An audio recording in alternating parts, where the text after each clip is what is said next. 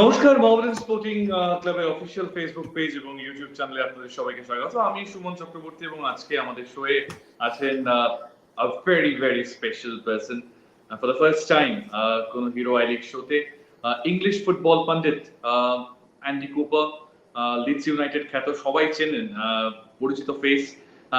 আজকে তিনি মোহামেডান স্পোর্টিং এর ম্যাচের চুলচেরা বিশ্লেষণ করবেন। আপনাদের সরাসরি প্রশ্ন আপনারা করতে পারেন, আপনাদের সব প্রশ্নের উত্তর দেবেন Andy Cooper. Andy, nice to get you over here in this particular show. How do you see Mohammedan Sporting today? In fact, it was a must-win game, of course, because I mean, 𝒔𝒉𝒐𝒘, as we all know, they are playing sublimely well. Had Mohammedan Sporting won this particular game, they would have been whispering on the years of 𝒔𝒉𝒐𝒘. Yeah, first of all, thanks for having me on the show. Yeah, I'm sure the supporters and the team, obviously management, will all be disappointed not to drive home the advantage. Obviously, they can be dominant in many areas of the pitch in terms of possessions and chances, and just being clinical in front of goal. Obviously, errors at the back and giving opportunity away, which has cost them dear. But you know, I think looking forward to going into that championship phase, they're obviously building some structure behind the team of how they play. They obviously had a change at half time to try and be a bit more dominant with the ball for to be able to get them second balls knocked down from when Morocco cleared the lines and made it difficult. That was able to then get the fullbacks high and get into the game, and obviously Manos down that left hand side able to get balls in deeper into the game. But ultimately, you know, I'm sure there's a lot of disappointment that went over to drive home the advantage. Possession only gets you so much, but obviously the game is about goals and limiting the ones that go in the back of your net, which has cost the 3 points at the end, and they take the point and move forward. Of course, I mean, we'd be talking about Marcus Joseph. He scored his 11th goal in this competition, and it's basically a seesaw battle going on between him and his Morocco counterpart, Mendy, who scored his 10th goal today. So how do you see the two strikers today? They were good, but they scored, but more importantly, in the final one, in fact, the winning goal, none of them converted. Yeah, well, I think Joseph, there was such a frenetic start to the game. There was tackles flying in, and there was not really any controlled possession for either side before. But obviously, the initial goal, the first goal came, and then what I saw Joseph do, he obviously came back and dropped a lot shorter to receive the ball, to be able to link up play. And when he was able to do that, Faiz on that right hand side was unable to get in some positions, and maybe would be disappointed with some of his delivery, because Joseph then didn't have time to spin off and get into the box on the end of them. But obviously, as the game grows on, you know what his strengths are. He's able to play with his back to goal and hold off the ball. And I think at the other end, there was too much distance with Morocco in terms of how they play when they lump it up to the striker. They don't get back quick enough to be able to get the ball and recover it. So Joseph was able to maybe, you know, be a bit more dominant. But ultimately, I know that the hungry for goals, and he'll be probably disappointed that he's not able to add more to the tally. And obviously, at one stage, it looked like he might have not been able to continue early on. He seemed to get through that okay.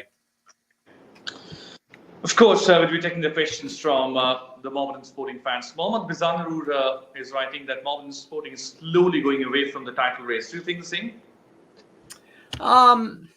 Not sure, but I think it was a big second half. I think when you dominate, in my view, so much of the ball and the shape, you obviously were able to get the fullbacks really high and drop that Halder into that deeper midfield place to pick up them second balls.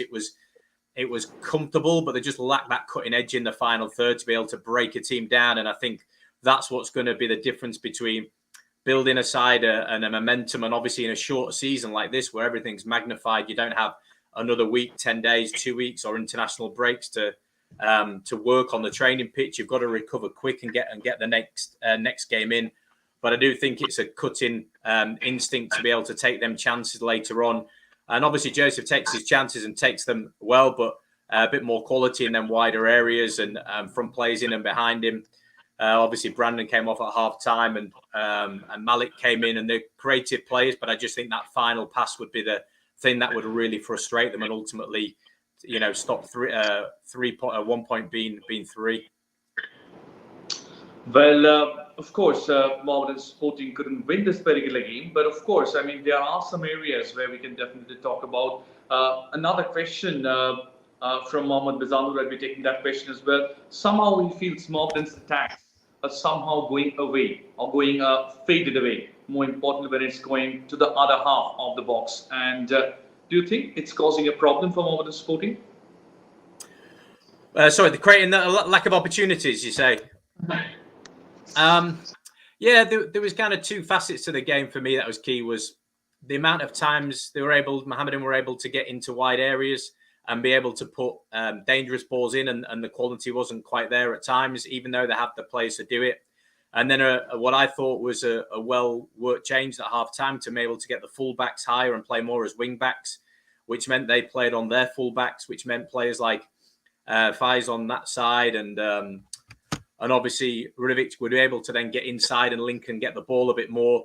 But obviously these things get you in the position to create opportunities, but they don't mean that they're going to be the players that will put the ball over the line. And that's the main thing. It's that, inside the 18-yard box is the killer. And a lot of them are instinctive. A lot of them has to be moments of brilliance from players. And it wasn't quite there, but they got the ball into the right areas, which I'm sure is a pleasing thing from technical staff point of view. But I can understand frustration of supporters that it doesn't lead to 3 points. They've really got to dig in and make them moments, and it might be a bit of luck, it might be a bit of skill from a player, but they've got to really unlock doors, especially when teams play like they do. They sit back and play 4-5-1.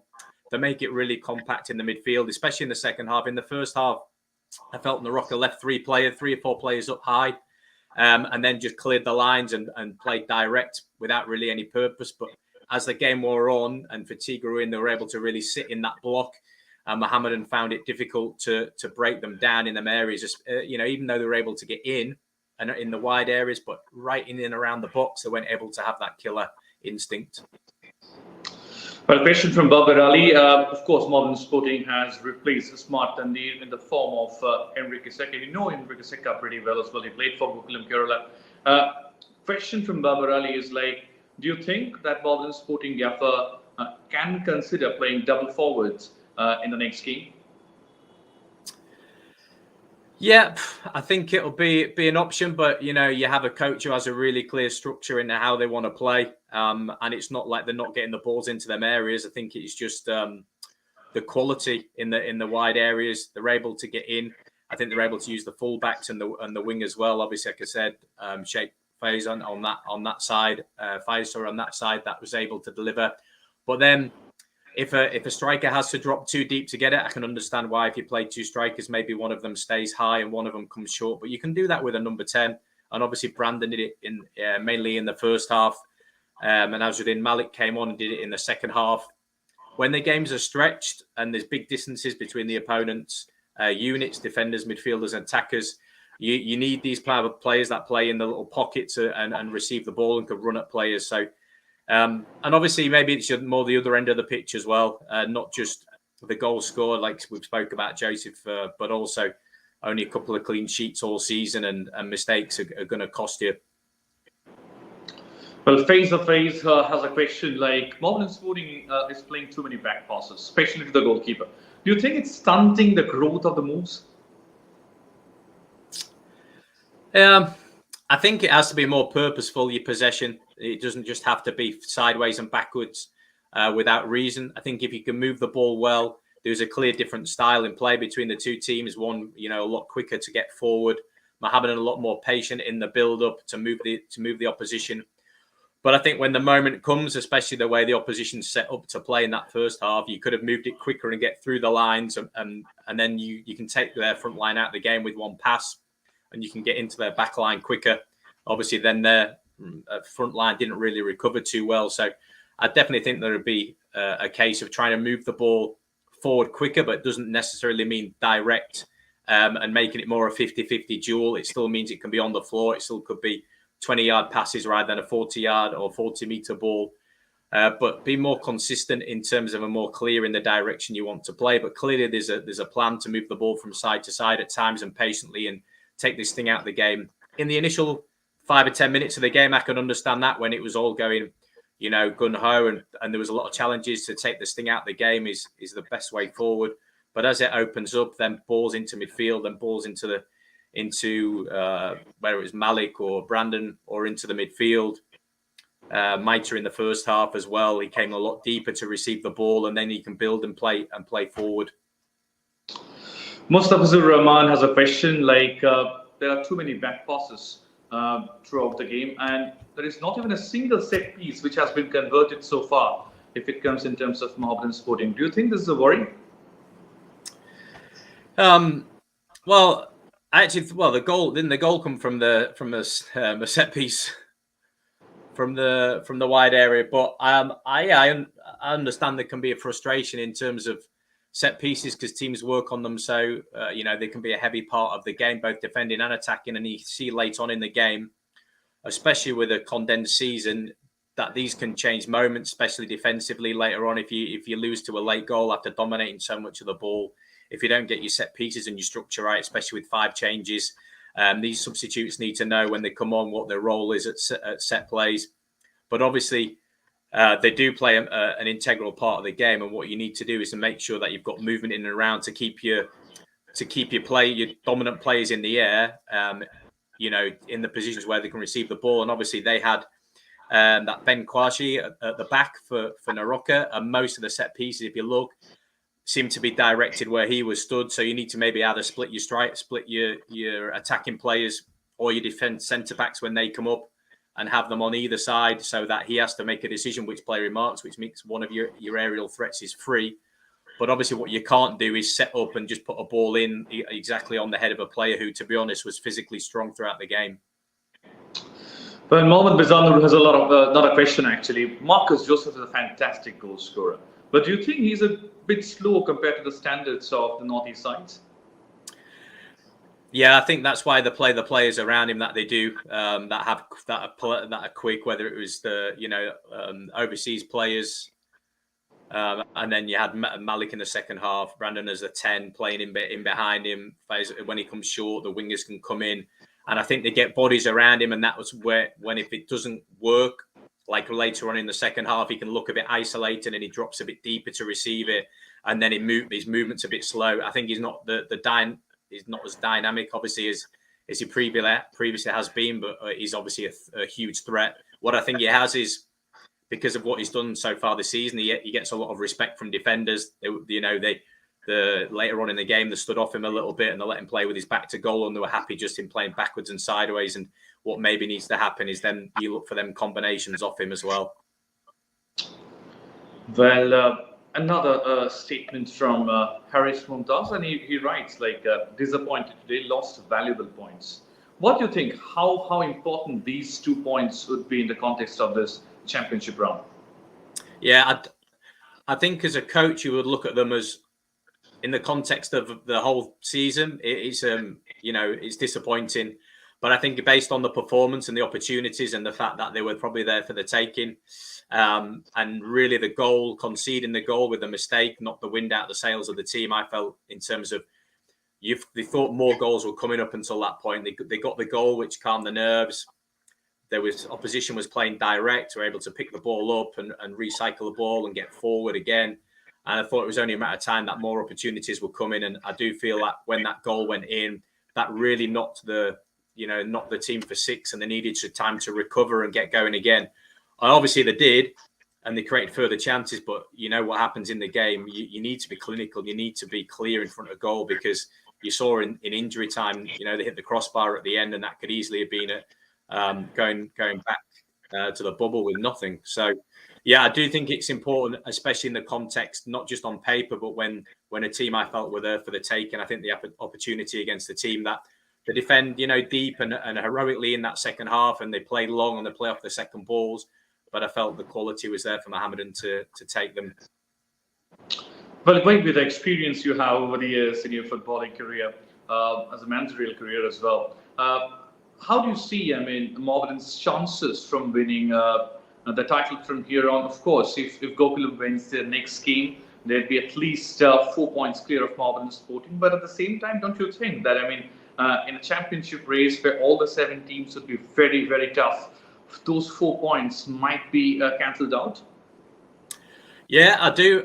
Because obviously the level is higher in the next championship round of 7 teams. So there's games that people are expecting to dominate and to win in the initial phases, and there's teams that have come up and qualified, and there's other teams that are well established, and teams that are obviously have great history and new investment and are coming along. So this can obviously throw different opportunities, but I do think when you go into the championship phase, it's the business end of the season. If you've got good experience in your coach and your staff and your players, you know how to manage the occasion well, then you can claw these points back as equally as teams at the top of the team. And you saw it last season in the championship phase, teams can drift away, maybe have injuries, have niggles, have things that go on throughout the season. If you don't rotate and rest your players and you're always playing the same ones, these can come back and haunt you. So not insurmountable. I think they've got a good enough squad to be really competitive, and that's, you know, from obviously my view watching it. Are you competitive? Can you stay in the games long enough to create chances? But also, can you stop them goals at the, you know, and the mistakes? And only a couple of clean sheets. I know, you know, they're not ship loads of goals, but that's the area to tighten up on and to make sure. And there's a better balance in the second half in terms of protecting the back four, and maybe even with Halder dropping in when they had the ball, it looked like it was a back three, and then the wing backs were pushing on a little bit, and they could sit when they needed to, so they were less vulnerable on the counter attack than with them direct play. But I do feel when you go into the big games, they're the ones that matter now, and obviously they've got the experience of playing them the first time round. So it really is. Well, it's exciting times, and they should relish the opportunity, you know, to go and chase and not be the hunted. And I'm sure they'll give it the best. Of course, it was a very, very crucial game for Mohammedan Sporting. And what do you think about missing 2 of their key first 11 players, their defender 𝒔𝒉𝒐𝒘 and their main central midfielder Mohammedan Singh, due to injury in this particular game? Do you think this is one of the reasons why Mohammedan Sporting was at least a little bit bogged down in terms of their prowess against Naroka? Out the back, okay, you're going to miss a good player. Obviously, Shane is a good player, and you're going to miss his presence, his leadership, and his physical threat. But I think it gives opportunity for others to step up who maybe had less game time and be frustrated that they've not caught the manager's eye. And really, the chance later on at the end, a couple of scrappy moments in and around trying to build up, and obviously a mistake for the goal. But apart from that, obviously 𝒔𝒆𝒗 seems to be a lot more assured and confident in possession of the ball, understands the system of play. Manoj on the left-hand side able to get a lot further forward and support the attack in the second half, which looks good. But it might not be in terms of stopping goals, which is obviously the main defender's job. That was missed today because there wasn't loads to do in terms of bombardment all the time. Some of the direct play was not always over the top from the opposition. It was quite short and in front of them. I think they just miss a leader maybe at that back, and that's probably the presence that he gave them. He missed the organisation, not always just the tackling, the aerial duels, of course. They're kind of a given for a good quality centre-back. And obviously defenders, not just about playing out from the back now, it's the most important thing is stopping the ball going in the net. So it's the leadership skills that they probably missed. No doubt his communication with others, his experience later on in games, how to manage the situation. But I didn't think the players that came in did actually too bad at all. I think it's just a case of missed opportunities in front of goal and that clinicalness, being clinical in the final third.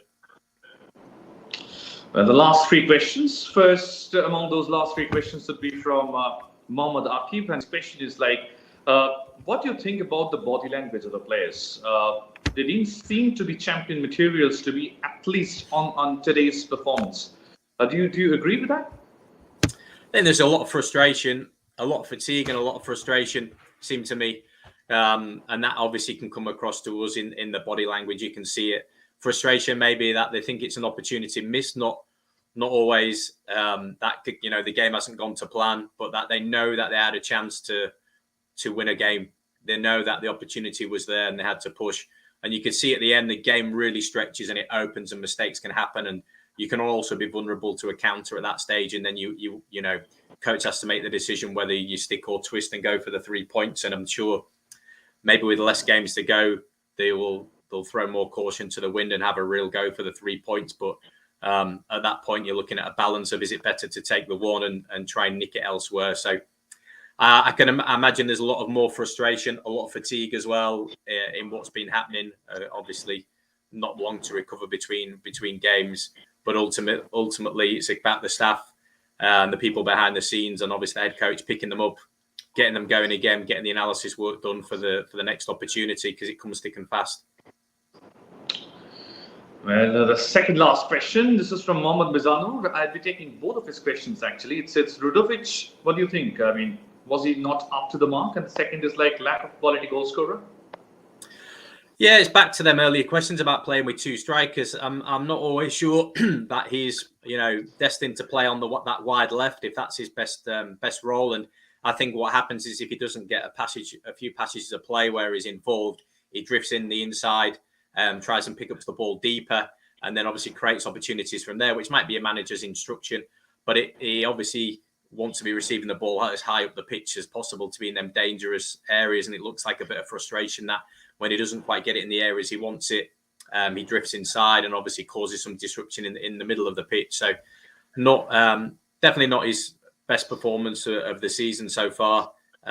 Seemed to evade the board that he went up with his number on, seemed to look the other way and think maybe it wasn't going to be him that was coming off. Maybe it was somebody else's number. Maybe it was a number upside down. But I do feel that maybe if they look for two strikers, I'm not sure he's the answer to go up along Marcus Joseph. But I think that's the coach's. He has a mindset in terms of how structure, how you want to play. And maybe if you have two strikers, then you're going to sacrifice somewhere else. And whether that's going to be 4-4-2 or you play with two strikers and three at the back, it's going to be difficult.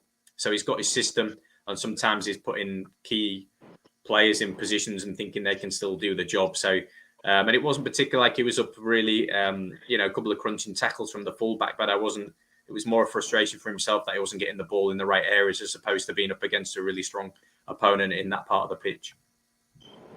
Last question. Going forward, championship round, of course, it'll be very, very difficult as well. 7 equally good teams should be competing against each other in the championship round. So what would be your tip of advice for Mohammedan Sporting going forward? I think the structure's good in terms of they've got a clear philosophy in how they're trying to play, which I know probably supporters don't want to hear. They want to hear winning, that players are winning and the team's grown all the time. But clearly the building, it was good to see some exciting young talent come on as well, which they need minutes in this league to flourish. But obviously it's that final third. You bring Shaheen back and you get a bit more stability at the back and a bit more leadership, tinkering a little bit with the midfield. It seems to find the right balance in possession. But it's got to be that ruthless and being clinical in the final third that's going to get you 3 points in the end. They've definitely got it, I think, obviously on that right-hand side with 𝒓𝒄. He's got to work in terms of he's getting in them areas. He's able to beat a fullback a lot. Combinations, whether it's out of his feet and he delivers it straight away. Well, if so, Joseph maybe with his pace isn't going to be there. So is he going to beat a player and cut it back onto the edge a bit more? But he's got a bit more quality. But I do think, and I remember watching him when I was over working in India a number of times. We did scouting reports just to look at him because they were doing well. So I think all is not lost. I can understand a point's frustration, but they definitely have an opportunity to progress and take the handbrake off a little bit and be a bit more free and a bit more creative in that final third. Thank you so much, Andy. It's lovely talking to you. Whenever I speak to you regarding football, it's like endless wisdom. Thanks a lot for being there in Mohammedan Sporting's official Facebook page and YouTube channel for the review show. We'll be hoping that you'll be there in the next few shows as well to enrich the football fans over here in India. Thanks for joining us. Thank you.